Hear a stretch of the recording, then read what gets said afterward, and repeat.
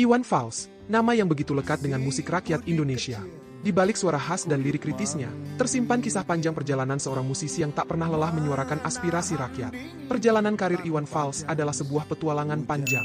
Dari pengamen jalanan hingga suara rakyat, Iwan Fals telah membuktikan bahwa musik dapat menjadi alat perubahan. Ikuti kisah inspiratifnya yang penuh lika-liku. Jangan lewatkan setiap momennya.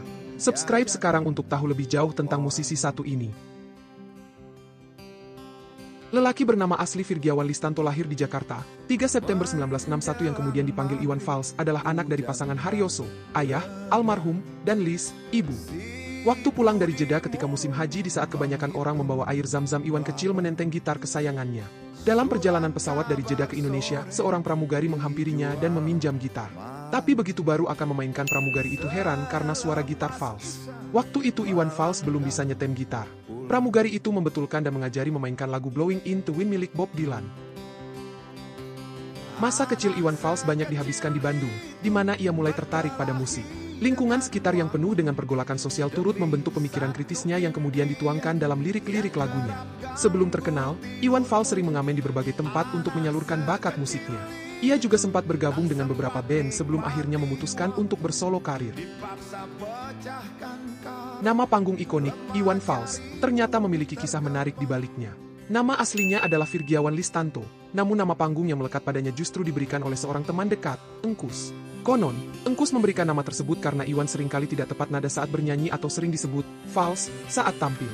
Namun, Iwan sendiri menganggap nama Fals ini unik dan cocok dengan gaya musiknya yang spontan dan apa adanya. Jadi, nama panggung, Iwan Fals, bukanlah sekadar nama, melainkan cerminan dari perjalanan musiknya yang penuh perjuangan dan keunikan. Nama tersebut menjadi identitas yang melekat erat dengan sosok musisi legendaris Indonesia ini. Saat masih kuliah di Institut Kesenian Jakarta, Iwan Fals bersama teman-temannya membentuk sebuah band yang bernama Benclang Benclung.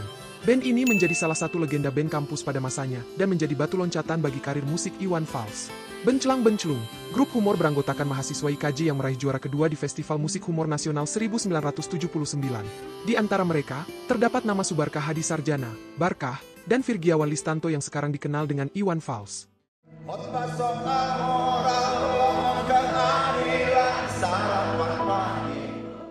Album perdananya yang dirilis pada tahun 1979 tidak begitu sukses di pasaran. Namun, kegigihannya dalam berkarya membuahkan hasil. Album-album berikutnya seperti Sarjana Muda dan Umar Bakri berhasil memikat hati pendengar dan menjadikannya salah satu musisi paling populer di Indonesia. Lirik-lirik Iwan Fals tak pernah lepas dari isu-isu sosial yang terjadi di masyarakat. Dengan nada yang lugas dan sederhana, ia mengkritik ketidakadilan, korupsi, dan berbagai permasalahan lainnya. Lagu-lagunya menjadi semacam himne bagi mereka yang merasa tertindas dan terpinggirkan.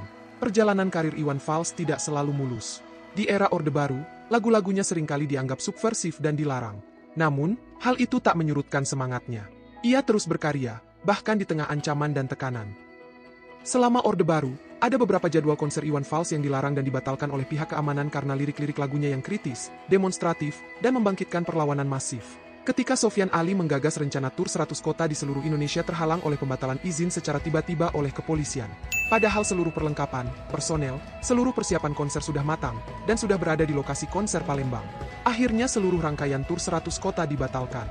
Pada perjalanan panggung musik yang memarginalkan diri Iwan Fals, ada sedikit cahaya terang saat Iwan Fals menemukan ruang ekspresi dalam berkesenian di bengkel teater W.S. Rendra. Di sini tercipta media transformasi pemikiran kebudayaan untuk menambah wawasan dan berkarya, maka terbentuklah Suami. Iwan Fals bertemu dengan Naniel, Saung Jabo, Ini Sisri, Toto Tewel, Jerry, Tates, dan Cok Rampal, maka lahirlah Suami yang namanya diambil dari keadaan personil-personil berstatus sebagai suami dari masing-masing istri mereka. Saat bergabung dengan Suami, nama Iwan Fals semakin mencuat dengan mencetak hit sangat fenomenal, Bento dan Bongkar. Perjalanan musik Iwan Fals terus berlanjut ketika Kantata Takwa pada tahun 1990 merilis album. Kantata Takwa adalah sebuah proses interaksi individu-individu berkarakter yang dipayungi W.S. Rendra, penulis sajak lirik, Setiawan Jodi, fasilitator, Joki Suryo Prayogo, arranger keyboard, Doni Fatah, basis, Ini Sisri, drummer perkusi, dan Saung Jabo, Iwan Fals, pencipta lagu, penyanyi. Seiring berjalannya waktu, popularitas Iwan Fals semakin melejit. Konser-konsernya selalu dipadati penonton. Lagu-lagunya menjadi soundtrack bagi berbagai generasi. Namun, di balik kesuksesannya, Iwan Fals tetap rendah hati dan sederhana. Ia tak pernah melupakan akarnya sebagai seorang musisi rakyat. Hingga kini, Iwan Fals masih aktif berkarya. lagu-lagunya terus relevan dan menginspirasi. Ia telah menjadi ikon musik Indonesia, sosok yang tak tergantikan dalam sejarah musik tanah air. Kisah hidupnya adalah bukti bahwa musik memiliki kekuatan untuk mengubah dunia. Meskipun usia tak lagi muda, semangat berkarya Iwan Fals seolah tak pernah padam. Ia terus menelurkan karya-karya baru yang relevan dengan zamannya, sekaligus tetap mempertahankan ciri khas musik yang telah membesarkan namanya. Hal ini yang membuatnya tetap dicintai oleh penggemar lintas generasi. Iwan Fals tidak pernah takut untuk mencoba hal-hal baru. Ia berkolaborasi dengan musisi muda, menggunakan platform digital untuk promosi, dan menyesuaikan gaya bermusiknya agar tetap relevan dengan selera pendengar masa kini. Iwan Fals adalah sosok yang menginspirasi. Ia membuktikan bahwa usia bukanlah penghalang untuk terus berkarya dan memberikan kontribusi positif bagi masyarakat. Dengan semangat yang tak pernah padam, Iwan Fals telah menjadi legenda musik Indonesia yang akan terus dikenang sepanjang masa. Iwan Fals adalah sosok yang luar biasa. Musiknya telah menginspirasi jutaan orang dan akan terus menginspirasi generasi-generasi mendatang. Lagu-lagunya akan selalu relevan sepanjang masa, karena nilai-nilai yang terkandung di dalamnya bersifat universal dan abadi.